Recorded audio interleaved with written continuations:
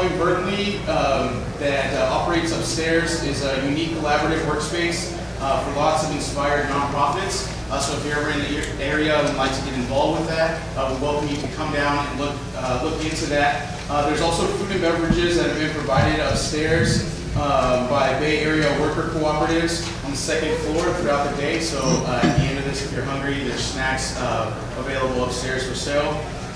We would ask all attendees if you guys have any great ideas on a new economy that we are hoping to get from this. If you visit our idea table, it's in the back of the hall next door at the gallery. It's a big table with lots of markers. You can write any ideas or questions or thoughts that you have on the conference and making a new economy on there. Also, we would ask, out of respect for our speakers and everyone else in the room, if you could please silence your cell phones and or turn them off. And then lastly, we are filming everything, so in terms of all the presentation and your questions and everything, there will be recorded. So we just want to make sure that everybody is aware of that. If at any point that you have to leave through the presentation, we ask that you please leave through the back door. And with that being said, I'm going to allow a panel to go ahead and introduce themselves. They're going to be giving an approximately 30-minute presentation, and then we'll be opening up towards the end for a 15-minute question and answer session. Thank you very much.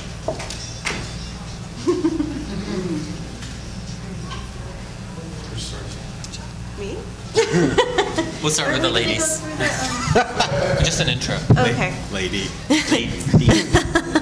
I'm Jenny Casson with Cutting Edge Capital, and I'm also with Katovich and Casson Law Group. I'm an attorney, and I work on capital raising for small business. I work with co-ops, and we work on a lot of other related issues. Hi, my name is Casper Kochab. I'm one of the 2 staff members. This is the other one for the network of Bay Area Worker Cooperatives, pronounced NOBOS. I've also been with the Berkeley Free Clinic, which is a member co-op of ours just down the street, for about 7 years. And I was very briefly with Rainbow Grocery. And now and that's it for now. Hi, my name is Dave Carley. I'm the other part-time staff person for NOBOS, and I was also one of the co-founders in 1994 of the organization. At the time, I worked for a printing cooperative that I co-founded, and I've also done some work with the Association of Arizmendi Cooperatives, doing some bookkeeping, oversight, and financial analysis for a couple of the bakeries. My name is Jeff Ray. I've worked for Rainbow Grocery for about 19 years. I've held many positions. Right now I'm building maintenance, vitamin worker, and public relations marketing person. I'm also a guest professor at SF State, a musician, artist, and a bunch of other things. Hi, my name's Marcus. I sit with Jeff on our Public Relations Committee at Rainbow Grocery, and I work with Jeff and a couple of other colleagues giving workshops at colleges and classrooms about both sustainable businesses and our practice that we do at Rainbow, and also you know, access to better food is one of the reasons that's why we created Rainbow Grocery in the beginning. And it's an amazing opportunity to be here. Thank you. Yes, thank you. We're going to split this PowerPoint into just a few sections, and Dave and I will switch off. But we're going to try to keep it all under 15 minutes, 15 to 20 minutes tops, so we can have more time for Q&A at the end. So please hold your questions till the end. And yeah, Dave, go for it.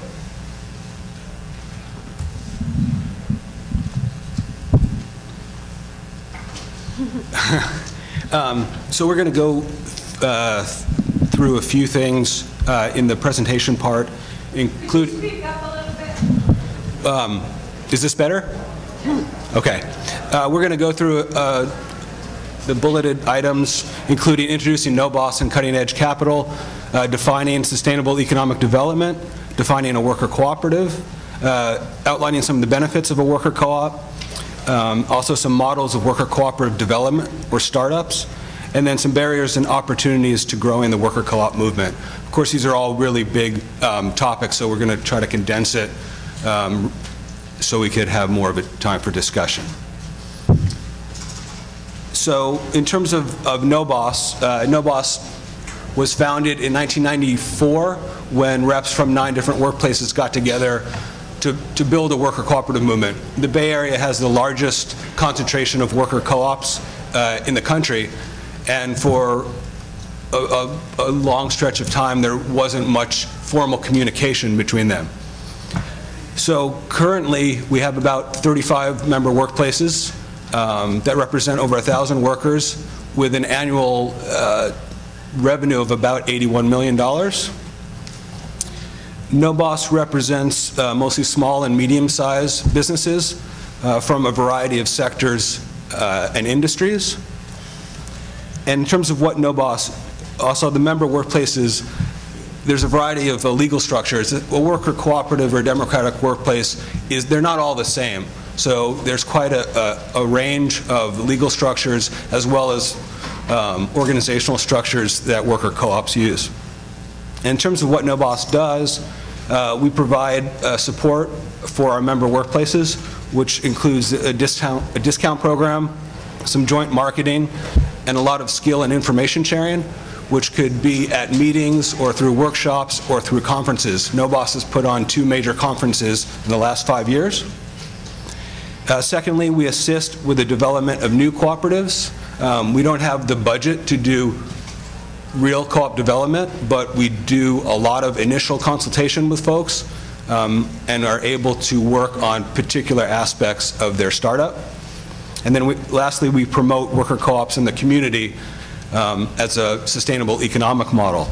And that includes workshops and conferences, classroom presentations, and community events. So we could actually, I guess, turn it over to Jenny now so she could introduce Cutting Edge Capital. I don't really want to say much in the presentation. I'm an attorney. I work on a lot of different issues, and I do work with a lot of different kinds of co-ops, including worker co-ops. And I also do a lot of work on helping businesses of all kinds, including co-ops, raise capital. So I really want to just be available to answer any legal questions people have about co-ops. But just to give a plug for my business, Cutting Edge Capital. When we first started out, we were solely focused on helping small businesses raise capital, but now we've added some other areas. Michael Schumann is one of our partners, and he does a lot of economic development consulting with communities all over the country, even some outside the country. We also work on market-based regulation, so we're working with the Air Resources Board on the cap and trade market. We do sustainability consulting. We also have Marjorie Kelly, whose book is coming out in June, who's an expert on how to structure your business for mission, which really fits right into co-ops, because co-ops are totally structured for mission, I would say. So anyway, those are some of the services we provide, but I'll leave it to the question and answer period to talk about details. Oh, and this is a chart I made that shows right now when you're raising money for your business, a lot of people focus on angel investors or VCs. They think that's the only place to get money, but you can actually get money from your community. There are ways to do it, so we help people strategize to figure out how to do that. Okay. Since the title of this session is Worker Cooperatives and Sustainable Economic Development, we thought that would be helpful if we take a couple minutes to define those terms. So by sustainable economic development, we mean building an economy where goods and services are produced, distributed, and consumed in an equitable manner for current and future generations. This definition is not radical in the sense that it's consistent with environmental organizations as well as local government organizations. If you look at the City of Oakland website, their Community and Economic Development Agency, their definition is almost the same as this. What we wanted to actually bring some attention to is the term equitable, which means fair or just. So for us, fairness and justice, or economic justice, can't really be distinguished from sustainable economic development. And for us, the way that you have economic justice is that people are directly involved in decisions which affect them. In the economic sphere, it means that They need to have some input as to how their workplaces are organized, how resources are allocated in their communities, and what will be the impact of economic activity on their communities. So NOBOS focuses more on the first one, that is workplace organization, but we are also involved with those other two aspects of sustainable economic development. Then in terms of what's a worker cooperative, a worker cooperative is an enterprise that produces or distributes goods or services and is owned and controlled by the worker owners, or called members. So there's two components of a worker cooperative. Worker ownership. The ownership is vested solely with the worker owners on an equal basis, and ownership is available to everybody who works there. You can't have a permanent class of people that are just employees without being able to be owners as well. The second component would be worker control, where worker owners control the resources of the enterprise and the work process, and each worker has equal decision-making power. One worker, one vote, and ultimate authority rests with the workers as a whole. Worker control could be exercised directly. That's how it's primarily exercised, but in especially larger workplaces, there are also representational structures. For representational structures, they need to be elected by the worker owners, and also any representatives like board members need to be subject to recall by the worker owners. In California, there's a practical caveat in terms of the definition.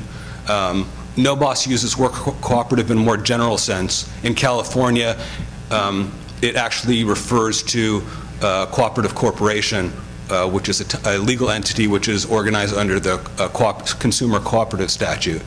But we just use the term in a more general sense. And then NOBOS also includes other democratic workplaces, including transitional workplaces. That is, workplaces that are conventionally run but are transitioning to become democratic, as well as workplaces which aren't owned by their worker owners or by their workers but are democratically run, like a staff-run consumer cooperative or a staff-run nonprofit. In terms of legal status, options for democratic workplaces, it could be either a partnership, a limited liability company, any number of corporations like a C corporation, an S corporation, or a cooperative corporation, or even an unincorporated association. But in the last 10 or 12 years, there's been more of a focus on the cooperative corporation. So the vast majority of NOBOS member workplaces are actually incorporated as cooperative corporations. So now we're going to just briefly talk about some of the benefits of worker co-ops as far as we see them. One thing to note, though, is that there's very little data available on these issues, especially when it comes to worker co-ops. Some of the other sectors, agricultural co-ops, consumer co-ops, are much more robust in the United States, so there's more data available through their associations that have been around for decades. The U.S. Federation of Worker Co-ops, which is the one that would be collecting this data nationwide, only got started in 2006. So it's a very young movement or sector in the United States. But based on both some real data that we've been collecting over the years as well as anecdotal data, we can say that as far as in the Bay Area, you do see better pay and benefits for the industry. So the cheese board, for example, or Asmendi's cheese shops, way above average hourly pay than at Domino's or Pizza Hut. Better working conditions, and that's partly related to the fact that it's the workers themselves that get to determine what those conditions are, or the board that determines that is responsible to the people who elect them, the workers.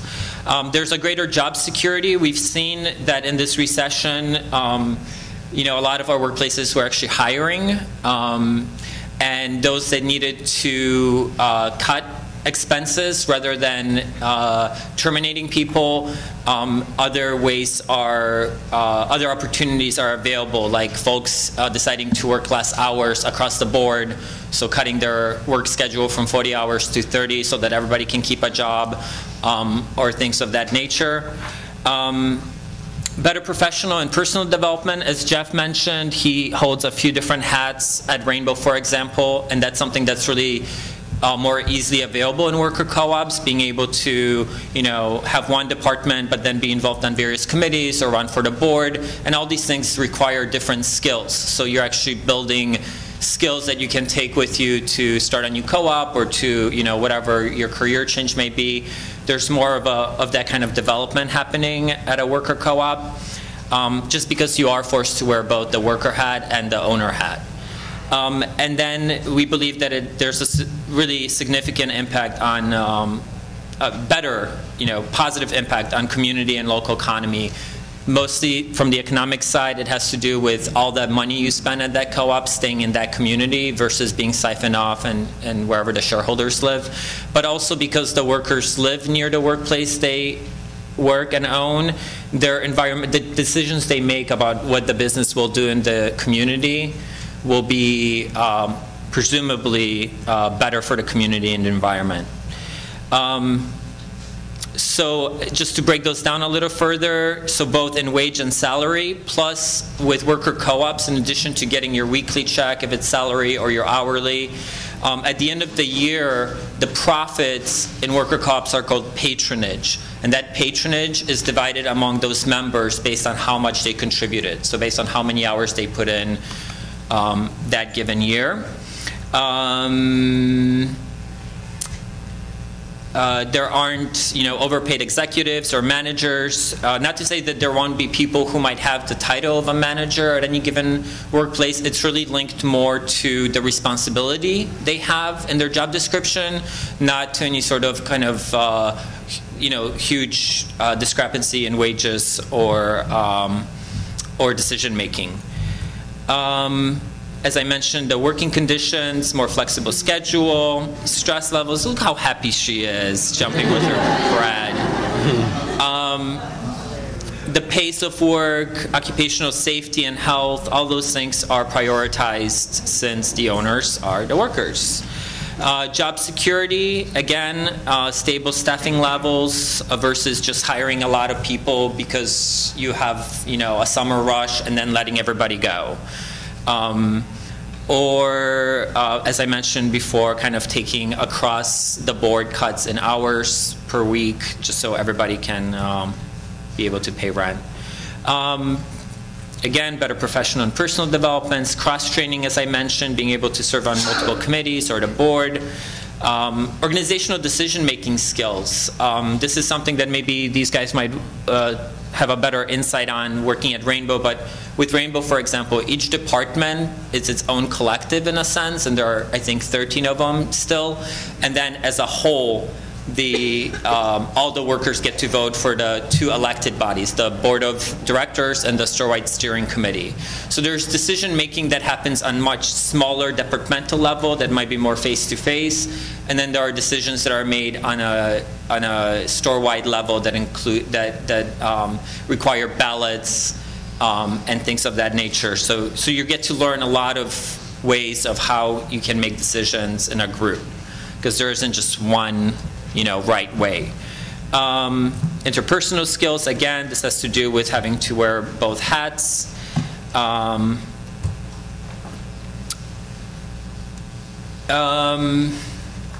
Most of our worker co-ops have come about because there was a need. It wasn't any kind of unique business, but most of them are around food. The newest sector is around technology. There's a lot of tech co-ops happening. So again, it's kind of a response to what's already being needed rather than trying to necessarily come up with more entrepreneurial ideas and getting that started. As already mentioned, the profits stay in the community since all the workers are members of the community. And I think Rainbow, for example, gives what? You guys give probably like 50, 80,000 a year to communities and grants? A lot more than that. Yeah, a lot more than that. So that's annually. And you can download those forms on their website in case you're looking for some money. And in addition to we have 10 minutes. Okay.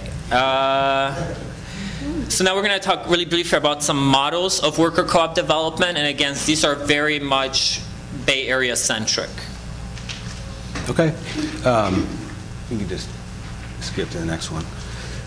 So there's a lot of different ways for worker co-ops to get started, including a self-organized startup, which is where just folks get together and start their own business, but rather than just starting a regular business or conventional business, they'll start a democratic one. This is how most workplaces, just like most small businesses, get started. It's no different. The second one is a one-time startup by an existing worker cooperative. And there's a couple of local examples of this, including Inkworks, a print shop, had a spin-off called Design Action, which does print and web design work. And then the second example would be Juice Bar, which is a cafe in Berkeley, which is a spin-off of Cheeseboard. The third kind of general way to start up worker co-ops is a one-time startup by a nonprofit organization. And these include the city of Richmond now. It is the only city in the Bay Area who's actually putting resources toward developing worker cooperatives. They've hired Terry, who used to be one of the founding members of the Ayers Many in Oakland, to be the staff person. And then also Mandela Foods Cooperative, the only grocery store in West Oakland, was organized by a nonprofit. Another way is for a regional organization such as No Boss to start worker co-ops. We don't have the budget to do it, so the work that we do is not full development, but we help people with initial consultation and with specific aspects of the project that they're trying to start. And then also there's startups by worker cooperative developers. These are organizations that are set up exclusively to start worker cooperatives. These could be either worker cooperative developers or nonprofit developers. In the Bay Area, we are lucky to have two impressive organizations. One is the Ayers Many Association of Cooperatives, which is a worker cooperative organization that starts worker co-op bakeries with the help of the Cheese Board. All the recipes and the initial training came from the Cheese Board.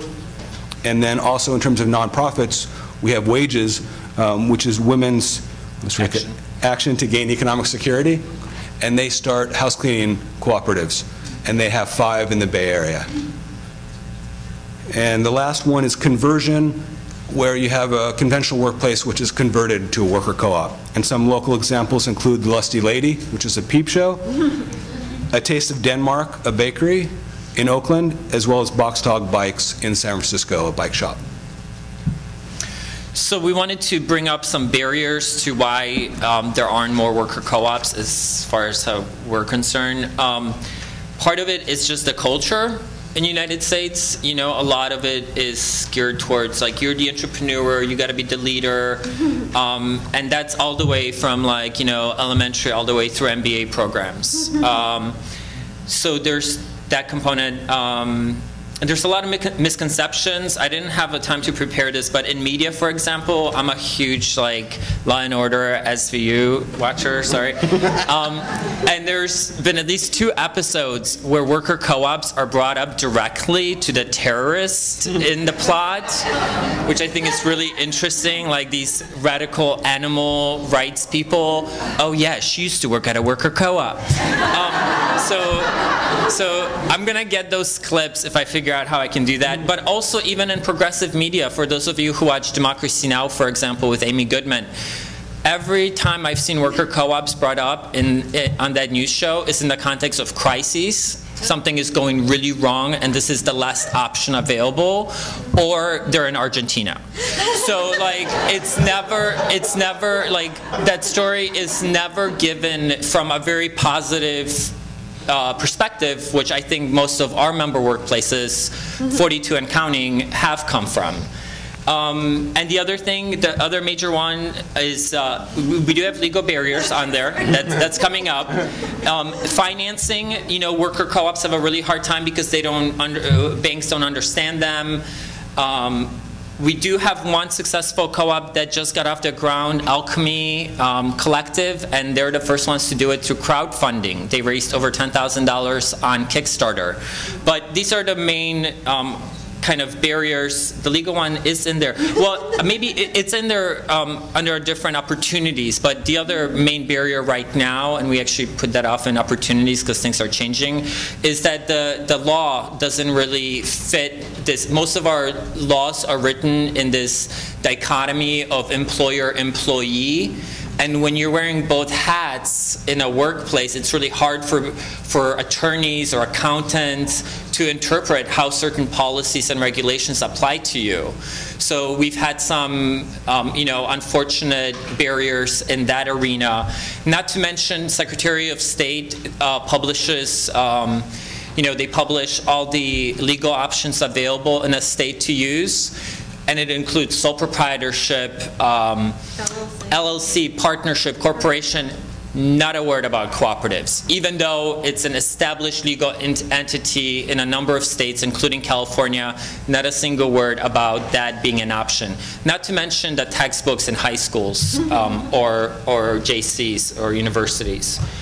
Some of the trends we're seeing is that there's a steady growth, so things are moving along.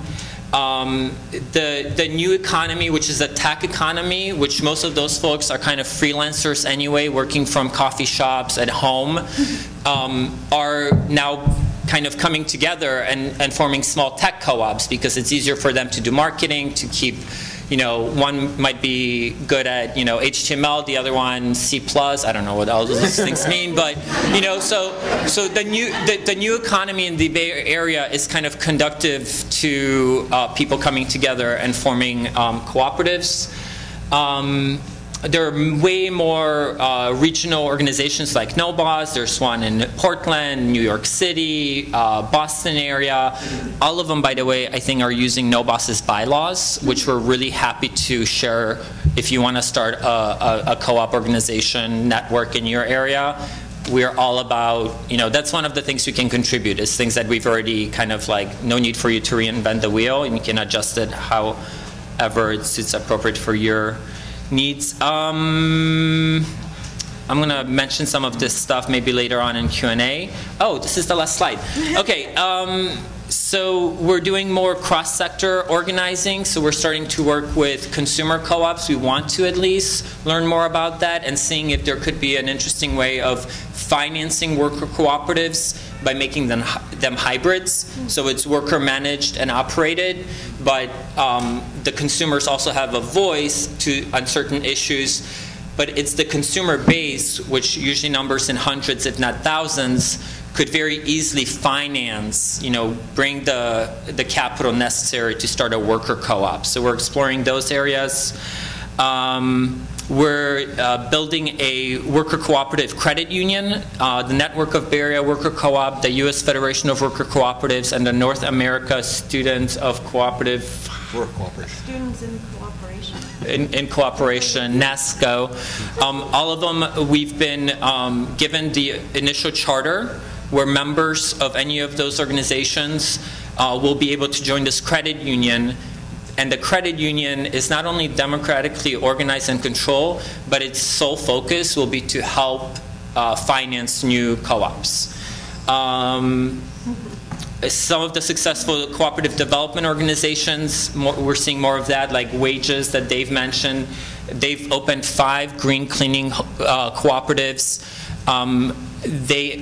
which translates into almost 100 jobs for immigrant women, Latina women in the Bay Area, and millions of dollars in sales annually. The other similar nonprofit that does this is Teamworks in San Jose, and they also do green cleaning co-ops as well as green landscaping. They wanted to create a sector that's more traditionally male-oriented in the Latino community, so now they're doing green landscaping. And yeah, just in general, we've been being invited to more events like this one, which I think often the green and sustainable movement forget. It's kind of really quick to focus on important stuff. I would say, like, alternative energy, wind, solar, recycling, all those things are all important, but really at the core of it is the organization itself, and where's the money from that organization going. And we believe that if we're going to have an honest discussion about sustainability and development, we really need to start talking about the structure of the workplaces that we participate in, since most of your life is spent in them. And I think maybe that's all. I've been just given the one finger and not the middle one. So with that, just want to bring your attention. We'll make this presentation available on our website later this week. But here are some places you want to start with. For those of you who are interested in kind of seeing what is like the newest stuff going on with worker co-ops, I really want to bring attention to this this one right here, American.coop. It's a former member, Joe Morafino. He's a former member of the Arizmendi Association Cooperative Development. He's now on the East Coast. But he has created this as kind of like a one-stop shop where he just takes everything that comes out worker co-op related, gets posted right on that board. So in addition to resource guides on how to start different co-ops, all the most up-to-date news and information you can find there. All the other places have more static resources, a lot of PDFs and downloads, but most of them don't have the staff capacity to make it, you know, as up-to-date as what Joe does with his. Is less organized because it's just one posting after the other, but it's a good place to kind of get your feet wet.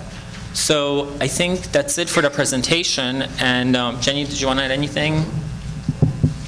So thank you all for coming, and buy some food upstairs.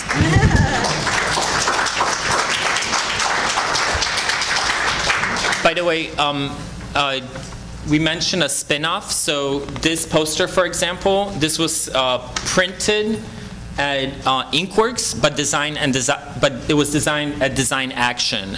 And Design Action came about when workers at Inkworks a few years ago decided that they're getting so many requests for doing graphic design that it was time to start a whole new cooperative, new workplace. So now there are two distinct workplaces, but they still collaborate and you know, feed each other clients.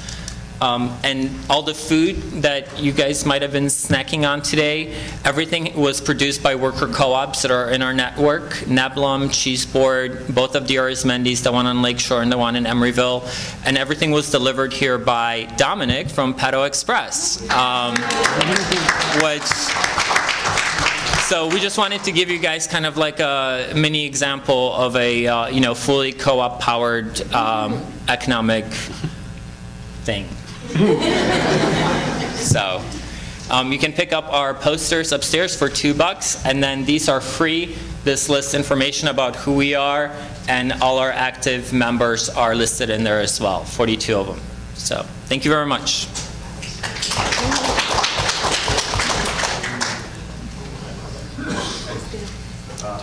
As far as the financing for the co-ops, I guess I'm thinking of like from a traditional financial perspective, what's used as collateral, or do you know, or is it?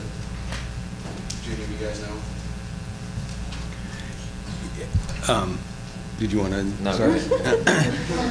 The way worker co-ops raise money is there's often a buy-in in terms of membership, where each member puts in a certain amount of money.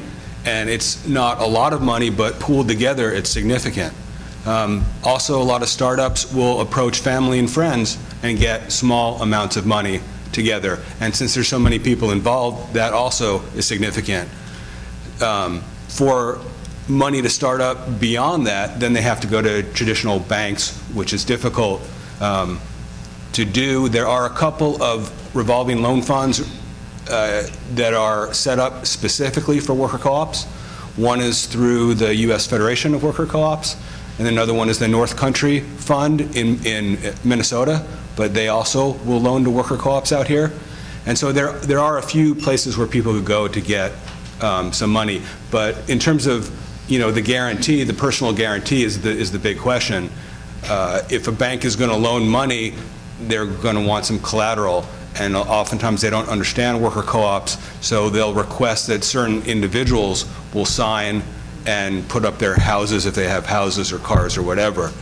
There are examples of worker co-ops transcending that, which is a huge hurdle. For example, the Ayers Many cooperatives, the first one in Oakland had to do that, but the subsequent ones did not have to do that because they used the track record of the association as a way to minimize risk from the perspective of the bank. So there's some interesting ways that we could leverage our success as a sector to overcome some of those barriers. On the opportunities side, the one things that some of the new laws that we've been brainstorming about and debating is to actually see if we can make outside capital available for co-op development without giving that capital governing control. So they would have certain limited voting rights, such as this place has to be a worker co-op. You can't just take the investor's money and the next day decide, oh, never mind, we're going to close for business. So we're trying to create ways of being able to access outside capital without turning over the democratic control that we believe should be in the hands of the members. So. Rainbow Grocery does loan to co-ops, newer ones and ones that are in trouble.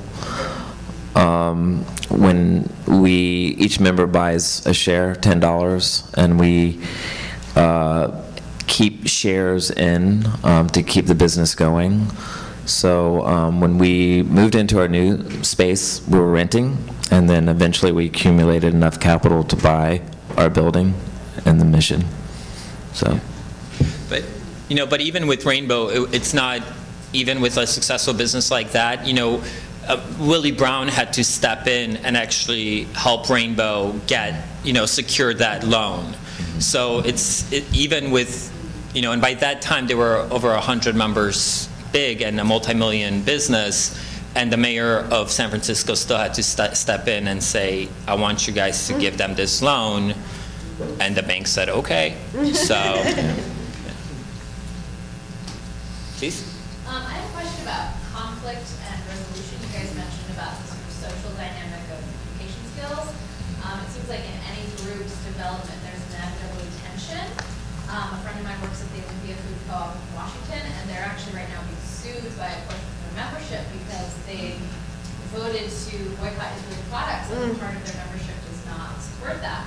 So in all of us who are working towards this sort of collective model, can you speak to common conflicts and how those tend to be resolved? Have you ever seen any traumatic crashes and burns that could have been avoided, or what lessons can you share about avoiding and overcoming those inevitable conflicts? We have several committees that deal with conflicts.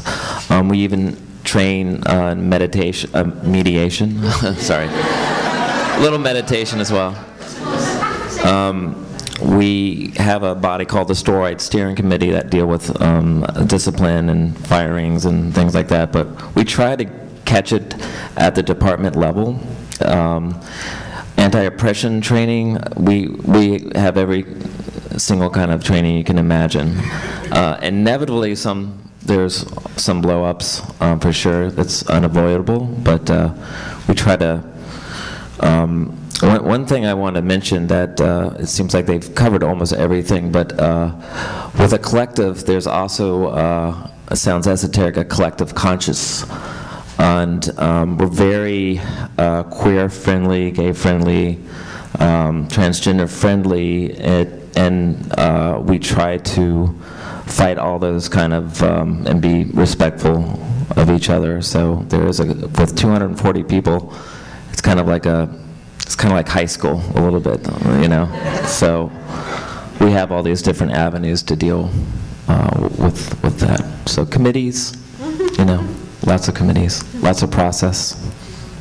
On our new website we added, that's going to be live soon, We do have a whole section for resources on conflict and mediation, and it's a service that's becoming more and more in demand as there are more workplaces that want to deal with conflict in ways other than just saying you're fired. So it's a really good question, and there are a number of books. If you come see me upstairs at the table, I can download our bibliography from our website, and that has a number of books on conflict resolution. Also, I've noticed a lot of different miscommunications with cooperatives. Like I said, when you talk about it on the media, a lot of the media I've heard, like CNN, the cooperative is non-profit, it's owned by its consumers, and it's a lot of small grocery stores. And so the mass media always talks about cooperatives being small and just not powerful. I've been to Mondragon and seen the Mondragon Cooperative Corporation. Why doesn't NOBOS act like the Mondragon Cooperative Corporation and try to take this thing to a corporate level and business-like? And why don't, and also I've heard of a lot of squabble on the whole theory and philosophy behind work cooperatives and trying to say that like, we don't want managers, we don't call them managers, we don't want any kind of hierarchy. And like Alvarado Street Bakery has a hierarchy top-down cooperative system. And with their highest paid workers paid more than 3 times the lowest paid worker. So there is some kind of pay grade there to keep incentive for the managers, the upper management. There's also, it's more equal. And I've also, why isn't that more spread around? Sure. So, sure, let me just kind of fill the audience in. For those of you who don't know what Mondragon is, Mondragon Cooperative is in the Basque region of Spain. It's the largest conglomerate of, or network, I don't know, coalition of worker co-op ventures. They are very heavy on manufacturing. Which is a really high margin business. It's also very heavy, very capital intensive to get started. So that whole Mondragon experience started probably over 100 years ago. After World War II, 1950s? Okay, so, well over half a century ago. And it started with a very small factory. Eventually they, built another one. Eventually they built a bank, which I think was part of their big success, is that they actually had a financial institution that understood the model. And now they even have a university where they continue to do research and development so that when one industry is dying out and they know that that factory's days are counted, they can already start thinking about how to retrain and retool that factory to keep those jobs and keep business going. There is no way like NOBOS is anywhere near that right now.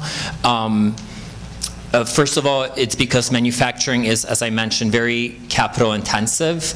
And even though Rainbow's grocery buy-in, for example, is $10, there are other worker co-ops in the United States where the buy-in, for example, could be $5,000. But even that only raises, so many thousands of dollars when you put 5, 6, 7 people together, which is a traditional startup size, which is nowhere near the money you would need to start a small factory. So I think financing is a big part of it as far as why we don't see more of a Mondragon-style development happening here. And the other, as I mentioned, I think it's very, cultural too. There's a lot of stigma around it, and there's a lot of misunderstanding. Many people think like, oh my God, everybody gets a voice in a decision. That's just crazy, right? Well, that's not necessarily the case. In smaller co-ops that have, 15 to 30 people, it might be a flat structure, like Aldora's Mendy shops. But in a co-op that requires to have people in positions where they're able to make quick decisions in order to stay relevant in that industry, those places usually decide to work under a board-driven structure. So it's still democratic in that every worker gets a vote in who is on their board. It's not, I lost my train of thought. It's not, so it's democratic. I guess I wanted to make the point that there's the direct democracy that some of our workplaces exemplify, and there's also representative democracy, where people elect a board of directors who might hire outside experts in order to make their business more efficient. But I don't have a simple answer to the Mondragon question, other than what I just mentioned. And I don't know. questions, please? Is there any way where we can hybrid employee stock ownership business with cooperative? Hybrids. How to I didn't quite catch that. hybrid from a traditional workplace? You mean like employees buying out a workplace? Employee stock ownership program with cooperative. Yeah. In the, started in the late 70s and the early 80s, there was something called the Employee Stock Ownership Plan, which is a way in the Midwest with the decline of U.S. manufacturing for workers to buy out workplaces that the parent company was going to close. Most of the examples over the last 20, 30 years have been not full worker ownership. That is, an employee stock ownership plan doesn't have to be 100% worker, the workers don't have to control all the stock.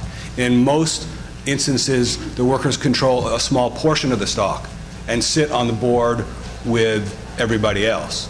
There are a few examples where workers control all the stock, but those are rare. In terms of a reference for that, in Oakland, there's an organization called the National Center for Employee Ownership, and they deal specifically with employee stock ownership plans. They would be the most knowledgeable in terms of the current status of ESOPs in the U.S. if you wanted to contact them. There's also the Ohio Worker Owner, what is it called? Ohio Worker Ownership, Employee Ownership Center? Yeah. They've developed a model for worker buyouts that doesn't rely on an ESOP. Instead, it actually relies on worker co-ops. Yeah, and I have those documents. I have some white papers in our library that actually explain the tax advantages for owners. Let's say a grocery store, mom and pop shop is ready to retire and their family doesn't want to take over. They might choose to sell to their employees who've kind of been like their family anyway. And if they choose to do that, there are actually tax advantages for that owner if they choose to sell it to their employees. So there are some significant legal and tax advantages to worker co-ops that we haven't been able to bring up in here. But just as an example, patronage, the profits that I mentioned earlier, we often hear this, double taxation when it comes to businesses, and the double taxation. So what that means is that the company gets taxed on the profits they make, and then when they pay out their shares to shareholders, those shares get taxed again. That doesn't happen in a worker co-op because that's considered a patronage and not just passive money that just gained income on other people's labor. Because you created that wealth, you only get taxed once on it. And it's usually done on the individual level. So Rainbow, for example, doesn't pay that corporate tax, but their employees or the members do. So, and there are other, well, maybe not that many other advantages, but there are financial and tax advantages to this structure that are completely unknown about. I think we have to cut. Yeah, we got to cut, folks. I wanted to make an announcement. We're having a thing at Rainbow where if you spend $10 or more at some local co-ops and then bring that receipt in to Rainbow, you get 15% off. So if you come to this, it's just for this month, and then we're going to have it again in April. But if you want to come to our table right here and talk to us about those kind of things, we'll be around for more questions and answers. Thank you.